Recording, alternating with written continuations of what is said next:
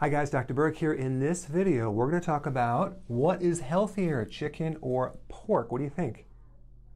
Well, here's the thing. It's kind of a trick question because when you go buy chicken commercially from the grocery store, it's highly processed. And I never, ever recommend consuming that type of meat. Even cow meat, even any of the meats, I wouldn't consume that. Why? Because it's factory farmed. Factory farmed is literally disgusting what occurs in these factories. I mean, it's terrible. First of all, there's GMO grains, soy and corn, which you're getting a lot of pesticides from that. That's one thing right there, which leads to all sorts of health problems. There's antibiotics.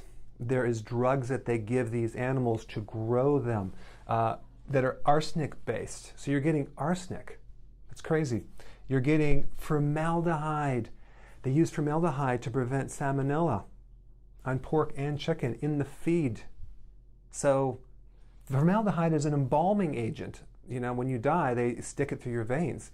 So consuming that is crazy. In fact, there's even an article recently that found that like 22 different drugs in these animals commercially, like antihistamines and medications and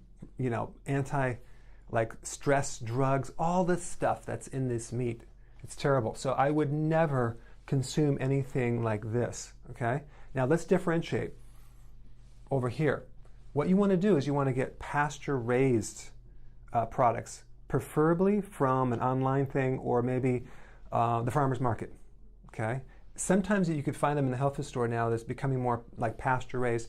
That means that the pig or the chicken goes out into the grass and actually consumes grass.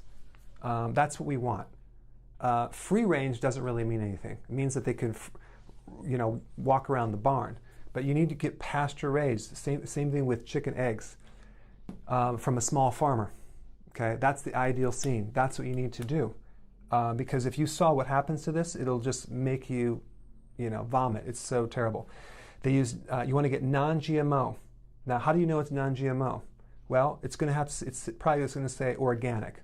So if it's organic, it's non-GMO. That way you don't get the grains that are genetically modified. You want no antibiotics, no hormones. So when you go to the store and at the grocery store and it says no antibiotics, it's natural, that's not what we're doing, and that's not the same. That's just one of the things you're looking for. Okay? No nitrates if you're buying bacon, like no nitrates. Nitrates are like a preservative. You want to get no nitrates. You want to get the paleo bacon that has like no sugar added. So those are some of the things, but this is the most important, pasture-raised right here. I'm going to put some links down below where you can research and find some of this. Is it more expensive? Yes. Is it healthier? Absolutely. It's so healthy, but this stuff here, you have to start phasing out of this because this is very unhealthy right here. So it was a little bit of a trick question, but both of these are bad unless you're doing this. Now, personally, I prefer more pork. Now, why? Because it's fattier. It's a fattier meat. It's not as lean. Now, if you have chicken, there's skin on it, right? I don't think you're going to do the skin on the pork unless it's these pork rinds. But the chicken actually provides some fat, the skin, so that would be fine.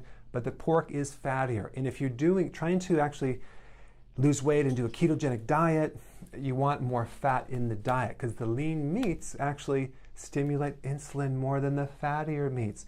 So pork would be better on your insulin levels if you're either pre-diabetic or insulin resistance than a chicken. But I know people think, oh yeah, chicken is really healthy. Yeah, not quite. But if you actually have it pasture-raised, it's actually pretty healthy. All right? I hope that cleared up some confusion. I'm sure I stir up some controversy. Put your comments below. Thanks for watching.